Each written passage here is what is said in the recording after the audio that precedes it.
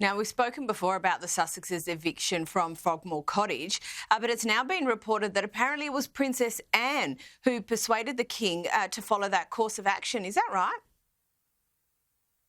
Well, this is another sort of allegation made by Omid Scobie's book, but it would not surprise me. I mean, one of the things that is being alleged with this is the fact that Princess Anne said that she believed that the Sussexes, were work shy, and that they shouldn't have access to the cottage because they weren't, putting in the work. Now, I don't think that's completely not believable, because we do know that the Princess Royal is one of the hardest working members of the royal family. She engaged in the most engagements last year, and I wouldn't be surprised if she actually got a bit firmer with the Sussexes than probably King Charles was willing to do. We know that they renovated the cottage at an expense of £2.4 million, which they eventually paid back to the public. But it is clear that there was a bit of a disconnect between their expectations of what they would be like in the royal family and what the royal family is about. I mean, in Princess Eugenie's podcast, she mentioned that she was raised, and it was a doctrine growing up in the royal family, that you don't overshare too much about your personal life and your private details. Now, that's very much not in the vein of what the Sussexes are interested in. They are known for oversharing. They talk about their feelings all the time. All we hear is their feelings.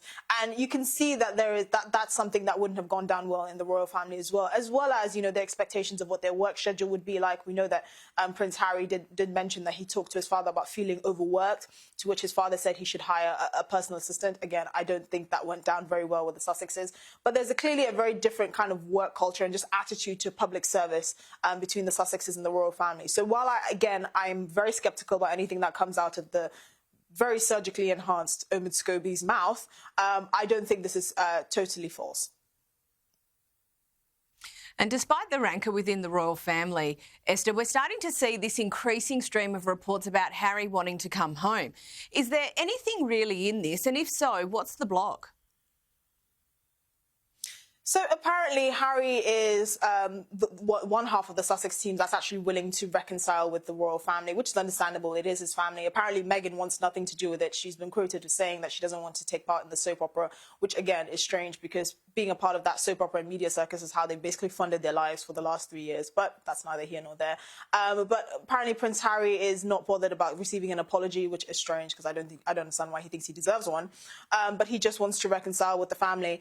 At the end of the day, I've always made the point that this sort of rift between the Sussexes and the royal family is bigger than them. We know that King Charles only has 5 grandchildren, and he's basically estranged from 2 of them. This man is in his mid-70s, and we know that, the older one gets in life, the more you think about your family and what you're leaving behind. It's a shame that he only has a close relationship with 3 of his grandchildren, which is William's kids. And so I suspect that it's dawning on both of them that it's probably time to try and heal this rift between the Sussexes and the royal family, to actually give, Archie and Lilibet the opportunity to get to know their cousins and members of their extended family. I still find it strange that Meghan and Harry insisted on giving their children the prince and princess titles, even though they've made it very clear that they want very little to do with the royal family.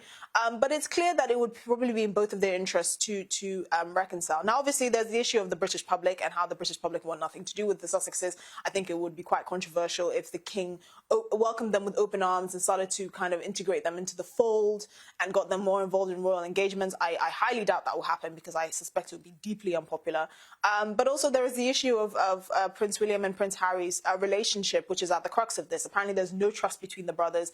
There's nothing that happens between them that's not briefed to the press, and we don't know who it's coming from. How Harry would say it's coming from his brother. William would say, well, you're the one that released the Netflix documentary and a book talking about your Todger. So it's probably more likely that it came from his end of things.